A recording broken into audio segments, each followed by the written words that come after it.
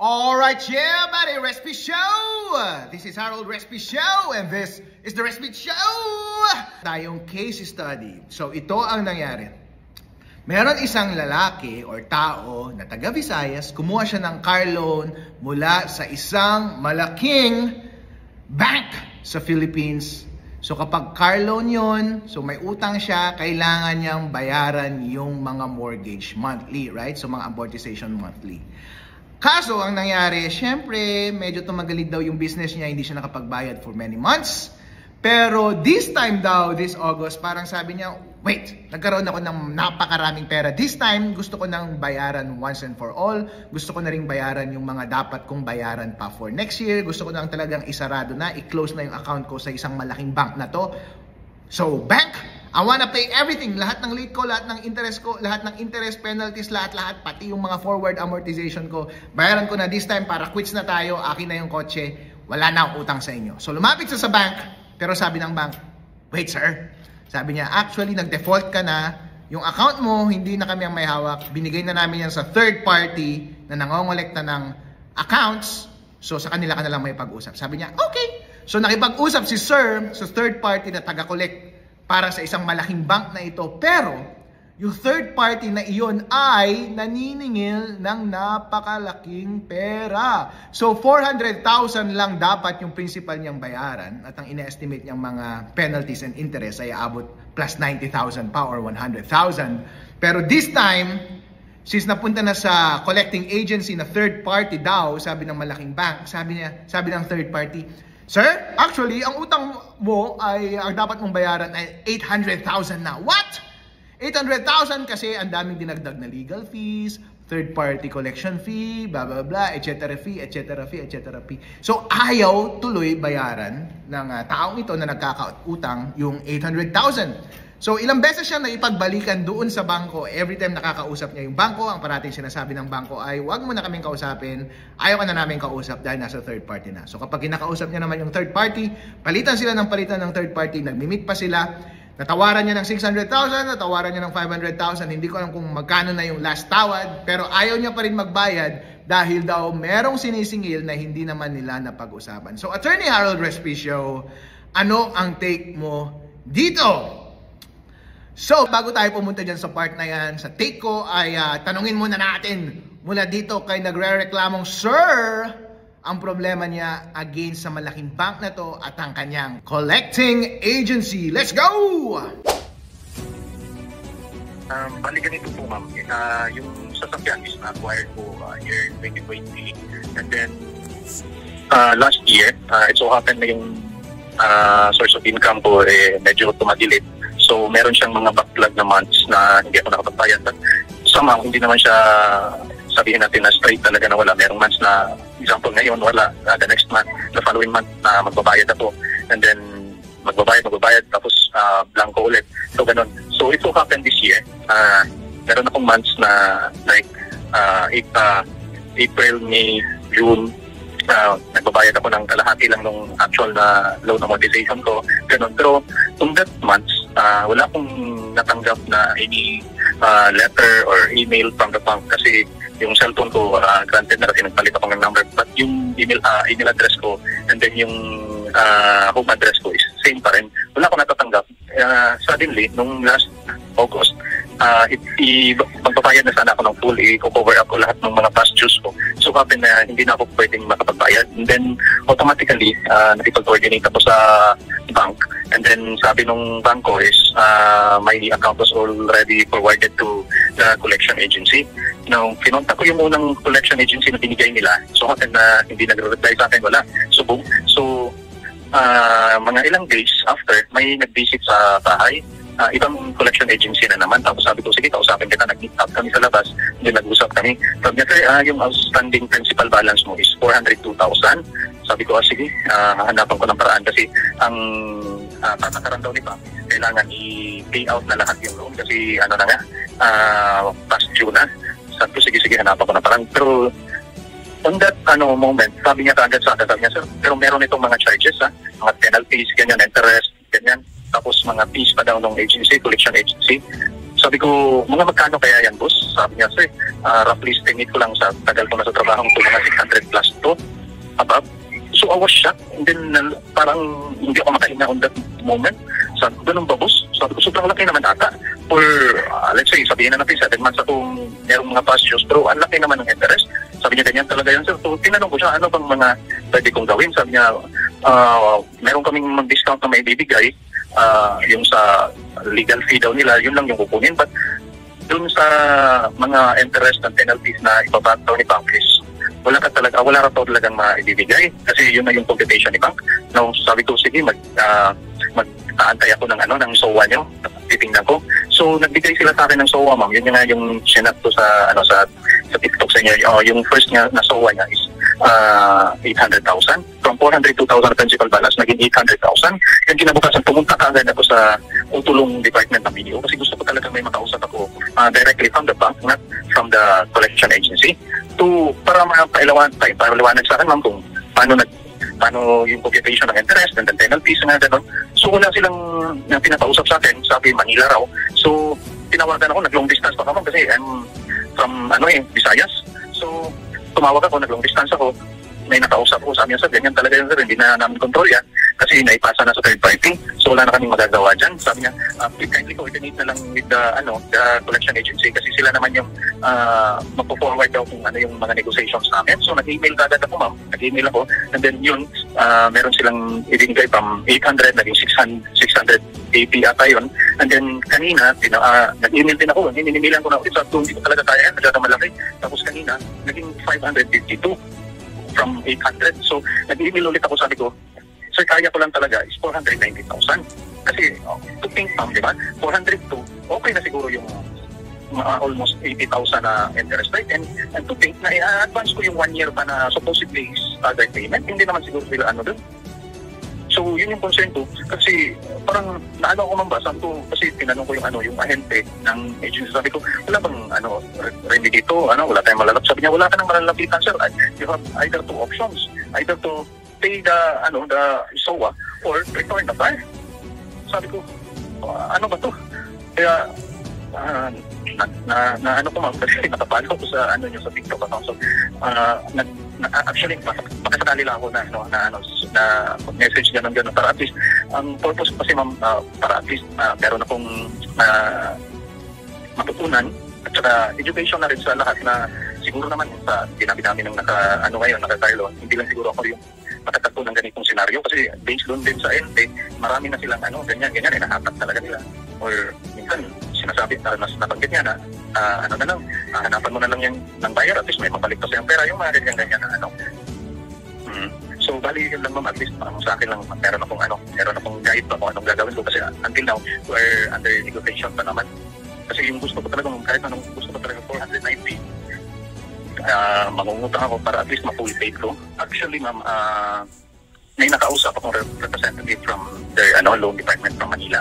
Then sabi ko nga sa kanya, sabi ko, sir, tinanong ko siya, sabi ko, sir, pag wala man lang parang due process mo pala, dapat before you turn over sa collecting agency, yung account ko, dapat meron man lang kayong letter or emails or pinapuntahan niyo ba ako ng empleyado niyo sa bahay kasi yung bahay ko hindi naman nagbalik para at least sana naiwasan ko na makakuha ng yung mga add-on charges kasi as per record dun sa tinend ko sa message sa TikTok, tingnan niyo yung agency fee, di ba? Merong mga 134,000 na collection agency, tapos meron pang admin fee na 25,000 na hindi naman kasama supposedly doon sa loan ko.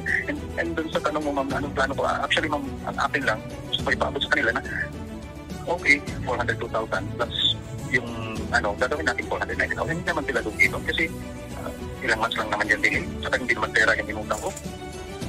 Yun lang sa akin, babayaran ko naman, wala akong problema. Ang akin lang, at least ma-waive. Kasi last offer na sa akin, 540 to 550,000. Sabi ko masyadong malaki. Alright, so Attorney Harold Respicio, ano ang take mo dito sa mga ganitong mga transaksyon? Hello! Simpleng usapang contractual lang yan. Kapag may usapan kayo, nakasulat sa kontrata, ang dapat mo lang bayaran ay yung nasa kontrata. Kung kapag hindi ka nagbayad at ang kailangan mong pagdusahan yung consequences ng hindi pagbabayad. In case sa car loan na to, I presume na merong chattel mortgage na document, nakalakip nung nag-car loan siya. Ibig sabihin, naka-chattel mortgage yung kotse, nag-car loan siya, Pero kapag hindi ka nagbayad, ay pwedeng ipa-foreclose ng bangko yung kotse, tapos hihilain yung kotse, tapos quits na kayo dun sa utang mo. Pero wala pa tayo sa state na yon. Nasa sitwasyon pa lang tayo ngayon na hindi nakapagbayad yung tao, pero gusto niya nang magbayad. Therefore, ang dapat na mangyari ngayon ay, kung gusto niyang, sa tingin niya, na ang dapat niyang bayaran ay this much lang, ay dapat yun ang i-offer niya, alright? Kung sa tingin niya ang kailangan niyang bayaran ay 400,000 lang, plus penalties, plus interest, siguro aabot ng konti, approaching 500K. So bayaran niya yun, plus penalties and interest, dahil yun ang napag-usapan nila. At yun ay dapat tanggapin ng bank or ng collecting agency ng bank. Kapag hindi napag-usapan, wala sa kontrata, di ba unfair naman na singilin mula sa tao yung bagay na hindi nyo napag-usapan, di ba? Base sa kontrata natin, interest and penalties lang ang kailangan kong bayaran. Okay, di kung aabot yan ng 500,000, okay lang, basta yun ang nakasulat.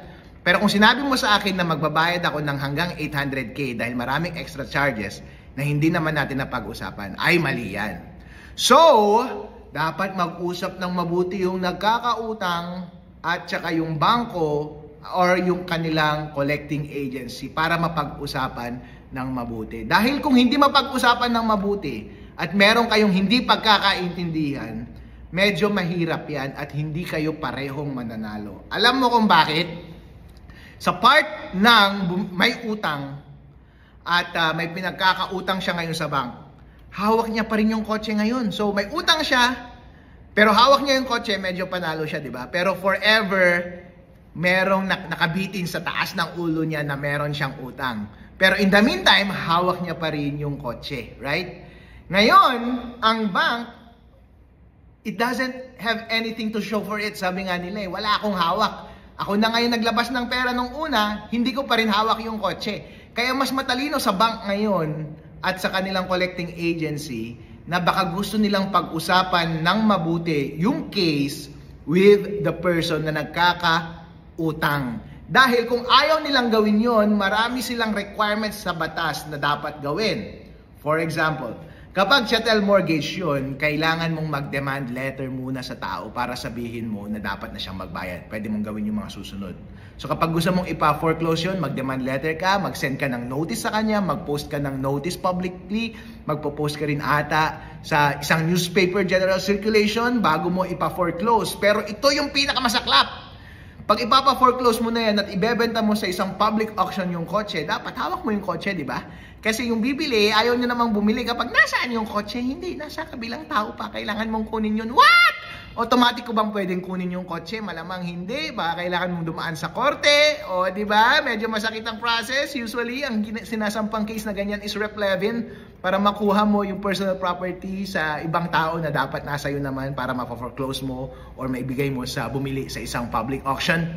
O di ba, napakasakit ng ulo, kailangan mo pang dumaan sa korte para lamang mapa-foreclose yung isang kotse. Kaya, bank, dapat mong pag-isipan ng mabuti yung pagne-negotiation na ginagawa mo dito sa nagkakautang kasi mahirap maningil. So isipin mo, halimbawa, hindi na magbayad yung tao ngayon, kailangan mong ipa-foreclose. And para maipa-foreclose mo ng maayos, baka kailangan mo ng possession sa kotse. Paano kung hindi niya i-volunteer ibigay yung kotse? So baka kailangan mong dumaan pa rin sa korte para makakuha ng possession sa korte. And then, mahal yung process na yun. And then, matagal ng process na yun. And then, kapag malay mo, umaandar pa rin yung case, ilang taon na, nag-appeal pa yung kalaban, kahit panalo kayo, ilang taon nang nakalipas, mahigit ng 5 taon, wala nang salvage value yung kotse dahil gamit na yung kotse sa nagkakautang. Yung depreciation sagad na, negative na, wala na, di ba? Bulok na yung kotse, hindi pa tapos yung kaso para lang makuha mo yung possession ng property. In other words, bank, kung ayaw mong malugi, tapos nag-o-offer na yung nagkakautang sa'yo ng ganitong settlement na generous naman, na sang-ayon naman sa contract, baka gusto mong tanggapin na para hindi na sumakit sa ulo mo at wala na ring sakit sa ulo masyado yung taong nagkakautang sa'yo. Kasi wala na siyang iniisip kasi ready na siyang magbayad, di ba? Hindi araw-araw na meron tayong ganitong sitwasyon. Usually kapag meron tayong legal na case ay parati tayong hinahabol dahil wala tayong pera o naghahabol tayo, wala tayong pera, wala ring pera yung hinahabol natin. Ngayon, napakabait ng Diyos dahil hindi pera ang problema. Actually, maraming pera yung nagkakautang. Ready na siya magbayad. Kaso nga lang, ang gusto niya lang bayaran ay kung ano yung napag-usapan. Yung principal, yung interest per penalties, wag nang humingi ng extra charges na kung ano-ano pa na umaabot pa ng 800,000 yung collecting agency ng bank. Wag masyadong garapal, okay, agent? Para naman hindi malugi yung bank, makakolekta pa rin siya ng pera. And pagdating naman dun sa nagkakautang, magkaroon na siya ng peace of mind na wala na siyang utang. Alright, so bank, kailangan mong bigyan ng attention to kasi kung minsan yung mga ahente mo na naniningil, puro self-interest ang inaasikaso, inaatupag, ikaw, in the meantime, negative ka na dahil nagpautang ka, negative ka pa dahil hindi mo hawak yung kotse. Tapos, ngayon na kang nagbibigay ng pera, yung nagkakautang sa'yo, babayaran ka na nga para kumita ka pa sana sa interest at penalties. Hindi mo alam na itong ahente mo ay rumaraket pala mag-isa. Dumidiskarte ng mag-isa. Ang inaasahan mo, 500k lang. Ito pala, dumidiskarte ng hanggang 800k. O diba, ikaw patuloy ang lugi. Ngayon, dahil sa sobrang garapal ng ahente mo na taga-singil, hindi tuloy nagbayad yung nagkakautang sa'yo, ikaw, double negative ka. Wala kang pera, wala kang kotse. Ang lugi, yung bank. Dahil hindi mo binantayan ng mabuti yung ahente mo. So, ang bottom line dito sa case na to natin today ay, bank, I think, wag mo nang iset aside every time na lumapit sa'yo yung kliyente ninyo. Well, ang ganda ng usapan nyo before, nung nag-a-apply siya ng car loan, ang ganda ng entertainment nyo sa kanya, nung nagbabayad siya, ang bait-bait ninyo sa kanya. Ngayon, hindi siya nagbayad, tinatamad na kayo, sinasabi mo na punta na lang kayo sa agent namin. Yung agent nyo, hindi nyo alam, ang laki na sina-charge, hindi ba? Medyo tamaders din siguro yung kung sino mga staff na nasa bank, na sabi niya, hindi ko trabaho yan, basta nandun na siya, doon ka na makipag-usap. Well, kapag ako may-ari ng bank, for example, ako yung general manager ng bank, ako yung manager ng bank, ako yung presidente ng bank, ako yung pinakamalaking stockholder ng bank, ako yung may-ari ng bank itself, hey, ba't hindi nyo pinapansin itong tao na to? Kasi itong taong to, gusto nang magbayad, lugi na tayo, negative na tayo, naglabas tayo ng pera, hindi pa natin nawak yung kotse, ba't hindi inaasikaso itong tao na to? Ako ang malulugi dito kasi ako may-ari dito. Dahil tinatamad lang kayong mga staff, tapos gustong dumiskarte ng ahente na gustong magkaroon pa ng mas malaking pera, gustong utakan yung customer. Ako naman ang lugi. Akala ninyo mautakan yung customer, ako rin inutakan ninyo. Ako may-ari ng bank. Kaya itong segment na to ay para sa bank. Ito yung message na bank, bigyan mo ng attention to. Itong tao ay gusto nang magbayad 100%.